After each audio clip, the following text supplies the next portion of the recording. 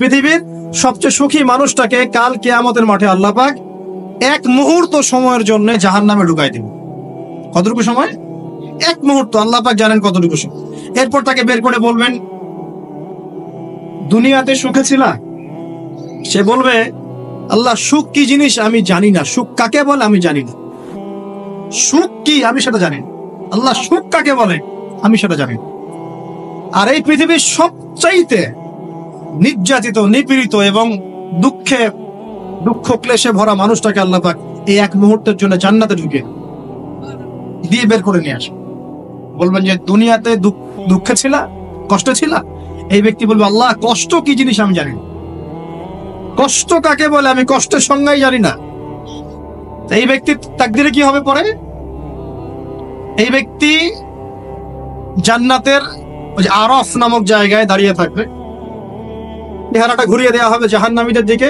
সে বলবে যে আল্লাহ চেহারাটা খালি আমাকে জান্নাতের দিকে ঘুরায় দাও, আমি জান্নাতে যেতে চাচ্ছি না, খালি চেহারাটা ঘুরায় দাও বাস এনাফ। আল্লাহ বলবেন আর কিছু চাবা না তো? না, আর কিছু চাবো না। ঠিক আছে, চেহারা ঘুরাই দিলাম। এবার চেহারা জান্নাতের দিকে ঘুরে আসে, জান্নাতের ধান, জান্নাতের নেয়ামতের স্নিগ্ধতা সব পাচ্ছে সে। এবার বলছে আল্লাহ শুধু দরজার কাছে নিয়ে যেয়ে রেখে দাও, ঢুকতে চাবো না। আল্লাহ বলবেন যে এইবার কথা দিয়ে কথা রাখবা? ঠিক আছে, জান্নাতের দরজার সামনে গিয়ে রেখে দাও। ও বেচারা দরজা ধরে দাঁড়ায় আছে, চিন্তা করবে, ও ভাববে, ওই সময় সে ভাববে, হাদিসে এত স্পেসিফিকলি আসছে, সে ভাববে যে আর কিভাবে আল্লাহকে বলবো, আল্লাহ তো এতদূর পর্যন্ত নিয়ে আসলেন। এরপর বলবে যে জাস্ট একটু উকি দিব, আল্লাহ খালি একটু উকি দিতে, ঢোকানোর দরকার নেই, খালি উকি দিব। আল্লাহ পাক বলবেন, দেখো আদম সন্তান তোমরা কিন্তু কথা খুব কম রাখো, আদম সন্তান তোমরা কথা দিয়ে কথা রাখতে পারো। ওই যে আদম আলাইহিস সালামকে বলা হয়েছিল না, ওয়ালা তাকরাবা হাদিহি শাজারা, তোমরা গাছের কাছে যেও না, তাও তারা গাছের কাছে চলে গেলেন। তোমরা কথা দিয়ে কথা রাখো না। এবার উকি দিয়ে সে বলবে, আল্লাহ এতদূর যখন নিয়ে আসছো, আল্লাহ আমাকে আর এখান থেকে দূরে ঠেলে দিও না, আমাকে ঢুকাই দাও আল্লাহ। আল্লাহ পাক তাকে জান্নাতে ঢুকাই দিবেন এবং এই দুনিয়ার চাইতে 10 গুণ বড় জান্নাত তাকে দিবেন ইনশাআল্লাহ। তাহলে আমরা বুঝতে পারলাম যে দুনিয়ার বাস্তবতা কি আর আসল প্রকৃত সাফল্য কাকে বলে। আরেকটা কথা বলি, এক ব্যক্তিকে জাহান্নামের শাস্তি দেওয়া হবে বছরের পর বছর, অনেক বছর, অনেক বছর। কত বছর আল্লাহ ভালো জানেন, কারণ জাহান্নামের উপর থেকে ছেড়ে দেওয়ার পরে জাহান্নামের তলায় গিয়ে পৌঁছাতেই মানে কত হাজার হাজার বছর পার হয়ে যাবে মানুষ জানে না। এত গভীর জাহান্নাম, এত গভীর। আমরা তো এখন নাসাকে ইলাহ বানিয়ে নিয়েছি, নাসা যা বলে তাই বিশ্বাস করি। ও বলে মঙ্গলে পানি আছে, আমরা বলি হ্যাঁ পানি আছে। ও বলে চাঁদে এই আছে, আমরা বলি হ্যাঁ সেই আছে। নাসা যদি এখন বলে জাহান্নাম নামে একটা জায়গা আছে, কালকে দেখবেন সব মানুষ বিশ্বাস করছে জাহান্নাম নামে একটা জায়গা আছে। এটা হলো যে সায়েন্সকে আমরা এখন উপাস্য বানাচ্ছি, এটা একটা শিরক, আধুনিক শিরক। আধুনিক আরো শিরক আছে, আল্লাহর হালালকে হারাম করা, আল্লাহর হারামকে হালাল করে নেওয়া। ওদিকে আমি যাচ্ছি না। এখন পড়তে পড়তে পড়তে একটা জায়গা তাকে দাঁড় করিয়ে দেওয়া হবে, আযাব দেওয়া হবে, আযাব দেওয়া হবে, আযাব দেওয়া হবে। এক পর্যায়ে সে চিৎকার করতে থাকবে, ইয়া মান্নান ইয়া হান্নান, ইয়া মান্নান ইয়া হান্নান। এভাবে চিৎকার করতে করতে, এগুলো আল্লাহ পাকের নাম। এগুলো কি আল্লাহ পাকের নাম। আল্লাহ পাক বলবেন, দেখো জাহান্নামের অতল গভীরে কোন আমার বান্দা আমাকে ডাকছে, কি হাজত তার, নিয়ে আসো। ওকে জিজ্ঞাসা করা হবে কি প্রয়োজন। সে শাস্তির অভিযোগ করবে, শাস্তির অভিযোগ করে তাকে বলবে যে আমার এই শাস্তি আমি সহ্য করতে পারছি না, আল্লাহ আমাকে এইটা দাও, সেইটা দাও আমাকে, আমি যেখানে থাকি সে থাকার জায়গাটা ভালো না, আমি যেখানে বসি বসার জায়গা ভালো না, এরকম অনেক কথা বলতে থাকবে। আল্লাহ পাক তখন তার গুনাহগুলোকে স্মরণ করাবেন, মানে তার এই অবস্থা কেন হলো এটা স্মরণ করা। এবার সে ব্যক্তি পিছনে ফিরে, তাকে আবার পাঠিয়ে দেওয়া হবে, যাও পিছনে ফিরে যাও। তো যেতে যেতে সে তাকাবে পিছনে ফিরে, বারবার তাকাবে আর বলবে, আল্লাহ তোমার রহমতে আমাকে একবার সেখান থেকে তুমি বের করে নিয়ে আসছো, আল্লাহ দ্বিতীয়বার আমাকে সেখানে পাঠাও, আমি তোমার রহমতের আশা রাখি যে তুমি আমাকে মাফ করে দিবা। আল্লাহ পাক বলবেন, আমার রহমতের ওসিলায় সে আমার কাছে চেয়েছে, যাও আমি তাকে মাফ করে দেব। এই জাহান্নাম থেকে বের করেও আল্লাহ পাক অনেক মানুষকে কি করবেন, জান্নাতে দিবেন ইনশাআল্লাহ। একজন ব্যক্তির কথা আসছে, 99টা খুন করেছে, তওবা করার সুযোগ আছে কিনা খুঁজতে গিয়েছে। এক আবেদ যে ইবাদত করে, আলেম না আবেদ, সে বলেছে কোনো মাফ নাই, ওকেও হত্যা করে 100 পূর্ণ করেছে। পরে অন্য এক আলেমের কাছে গিয়ে তওবা করেছে। আল্লাহ পাক তার জান কবজের সময় ফেরেশতাদের দূরত্বকে পরিমাপ করে এই ওসিলায় আল্লাহ রাব্বুল আলামিন তাকে মাফ করে দিলেন। আরেক ব্যক্তিকে মাফ করেছেন আল্লাহ রাব্বুল আলামিন, যে তার সন্তানদেরকে বলেছিল আমি মারা গেলে আমার লাশটাকে পুড়িয়ে ফেলবা, অর্ধেক ছাই বাতাসে ভাসিয়ে দিবা, অর্ধেক ছাই সাগরে ভাসিয়ে দিবা, বাতাসে উড়িয়ে দিবা, সাগরে ভাসিয়ে দিবা। আল্লাহ পাক ছাই জড়ো করেছেন, করে বলেছেন কেন করেছো এই কাজ? সে বলবে মিন খাশিয়াতিকা ইয়া রাব্বি, হে আল্লাহ তোমার ভয়ে কাজ করেছিলাম, আর তুমি খুব ভালো করে জানো হে আল্লাহ আমি তোমার ভয় করেছি না অন্য কোনো কারণে করেছি। আল্লাহ পাক তাকে বলবেন যাও আমি তোমাকে মাফ করে দিলাম। এক নারীর কথা আসছে, ব্যভিচারী মহিলা, জিনা করে, পতিতা মহিলা, একটা কুকুরকে পানি পান করিয়েছে, আল্লাহ তাকে মাফ করে দিয়েছে। আর একজন লোকের কথা আসছে যে তার বন্ধুকে এতটুকু বলেছিল, একজন ব্যক্তি তার বন্ধুকে এতটুকু বলেছিল যে আল্লাহ তোকে কোনোদিন মাফ করবে না, আল্লাহ তোকে কোনোদিন মাফ করবে না। এরকম কথা কিন্তু আমরা অনেকে বলে ফেলি। আল্লাহ পাক মৌতের পরে এই দুই ব্যক্তিকেই থাকবেন, কিয়ামতের মাঠে ডাকবেন, এটা বারজাকে হয়েছে।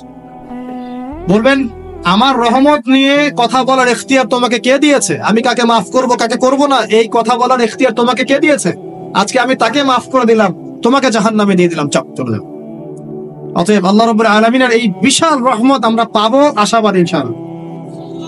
এই কারণে আমাদের প্রথম যে বিষয়টা ফোকাস করতে হবে, আল্লাহ রহমত পেতে হলে আমাদের অবশ্যই বস্তুবাদিতা ত্যাগ করতে হবে। আল্লাহ পাক দুনিয়া পছন্দ করেন না, দুনিয়ার মোহে যারা ডুবে থাকে আল্লাহ এদেরকে পছন্দ করেন। দুনিয়া প্রয়োজন, যতটুকু আমার দরকার আমি করব, যতটুকু প্রয়োজন নাই এই বিষয়টা আমি পেতেই হবে, চাই চাই আরো চাই, হ্যাঁ দু হাতে চাপাও হাত পেতে নাও, ঋণ করে ঘি খাও, এইসব দর্শন ধার ধারবো না আমরা ইনশাআল্লাহ। আমাদের দুনিয়া চলে গেলে যাক, বাকির খাতা পূর্ণ হোক ইনশাআল্লাহ তাআলা।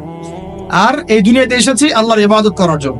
শিখলাম, জানলাম, বুঝলাম ইবাদত মানে শুধুমাত্র নামাজ, রোজা, হজ, যাকাত নয়। এগুলো অবশ্যই ইবাদত, কিন্তু এগুলোই ইবাদত নয়, বরং আমাদের জীবনের প্রতিটা কাজই ইবাদত।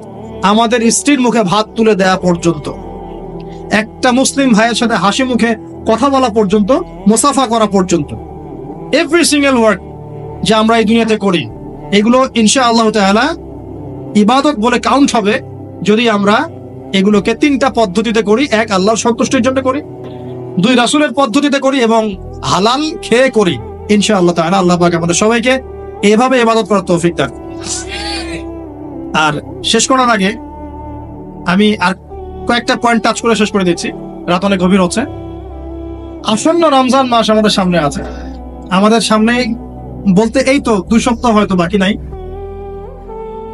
আমি কয়েকটা পয়েন্ট খালি আপনাদের সাথে শেয়ার করবো, যে এই পয়েন্ট গুলো যদি একটু ফোকাস করি, রমজান মাসটা গুনাহ মাফের উৎসব হবে ইনশাআল্লাহ। আমরা কলেজ লাইফে পড়তাম একটা ওয়ার্ড, উৎসবের উৎসাহ। উৎসবের উৎসাহ, এই যে ছায়ানট, উদিচি, এইসব জায়গায় যারা থাকে না, এরাও এই শব্দগুলো জানে ভালো।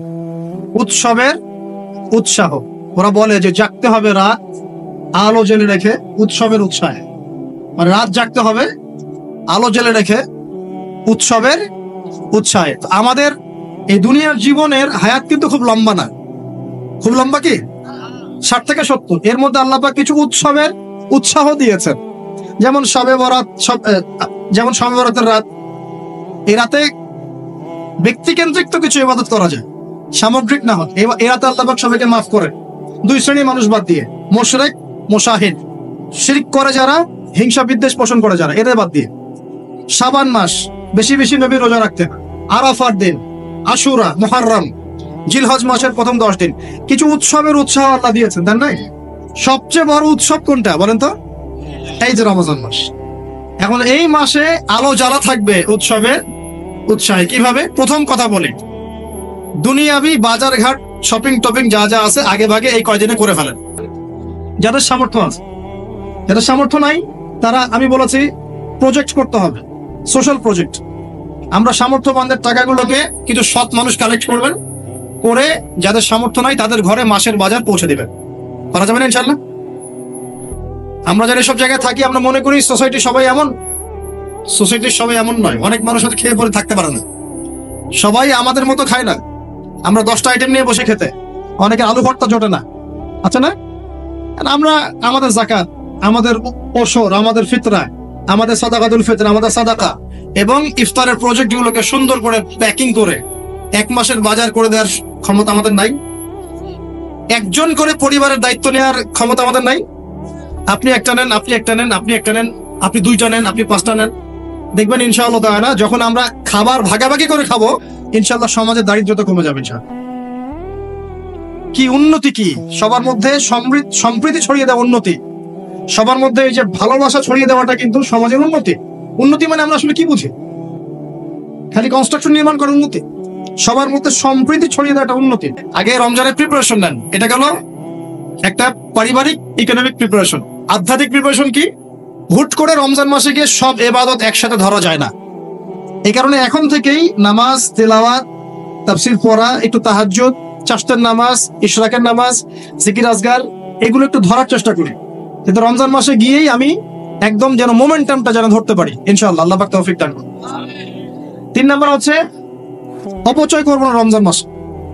অনেকদিন বলছি 5টা খেজুরে যদি ইফতার হয়ে যায়, 6 নাম্বার খেজুর আপনার খাওয়ার দরকার নাই, আপনি দান করে দেন। 2টো জামা দিয়ে ঈদ হয়ে যাচ্ছে, 4টা জামা কেনার দরকার নাই, বাকি 2টো দান করে দেন। আপনার পরিবারের জন্য যদি 30 কেজি চাল যথেষ্ট হয়, 40 কেজি কেনার দরকার নাই, বাকিটা দান করে দেন। বহু মানুষ রমজান মাসে ইফতার করবে, ইফতার করে আল্লাহর কাছে বদদুয়া করবে, দেখে নিয়েন, বলবো যে আল্লাহ আমি ইফতার করার খাবারটুকু পাচ্ছি না। পুরো বিশ্বের ইকোনমিক অবস্থা কিন্তু সুবিধার না। আস্তে আস্তে আমাদের এগুলো বুঝতে হবে। আল্লাহ আমাদেরকে শুধু কোরআন তেলাওয়াত করলেই তো হবে না, এগুলো অর্থ তো বুঝতে হবে। কোরআন হাদিস দিয়ে বিশ্বটাকে তো ডিল করতে হবে, হবে কি না? আল্লাহ তৌফিক এনায়েত করুন। অপচয় না করি। আর রমজান মাস আসার আগেই আল্লাহর ওয়াস্তে সবার ঘরে ঘরে কোরআন এবং কোরআনের তাফসীর কেনা চাই। এই রমজান মাস আমরা কোরআন পড়ে শেষ করে দেবো ইনশাআল্লাহ। রমজান মাসের সবচেয়ে ইম্পর্টেন্ট জিনিসটা কি বলেন তো? কোরআন নাজিল হওয়া। শাহরু রমাদানাল্লাযী উনজিলা ফীহিল কুরআন। রমজান সেই মাস যে মাসে কি নাজিল হয়েছে? কোরআন। অতএব সবচেয়ে ইম্পর্টেন্ট পার্ট রমজানের কোরআন। যারা কোরআন তেলাওয়াত করতে জানি না, পড়া শিখবো, রাজি আছি ইনশাআল্লাহ? রমজান মাসের পুরো 30 দিন আমরা কোরআন তেলাওয়াত করা শিখবো ইনশাআল্লাহ। স্থানীয় ইমাম থাকতে পারেন, টিচার থাকতে পারেন, অনলাইনে শিখতে পারেন, অফলাইন কোর্স করতে পারেন, যেভাবে হোক আপনাকে শিখতে হবে।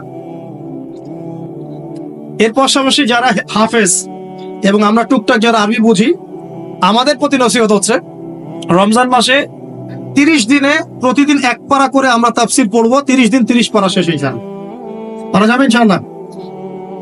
রমজান মাসে আর কি কাজ করব? তারাবি সালাত জামাতে পড়ার চেষ্টা করব। আর যে তারাবি জামাতে পড়বে সে 5 ওয়াক্ত নামাজ তো অবশ্যই জামাতে পড়তে হবে।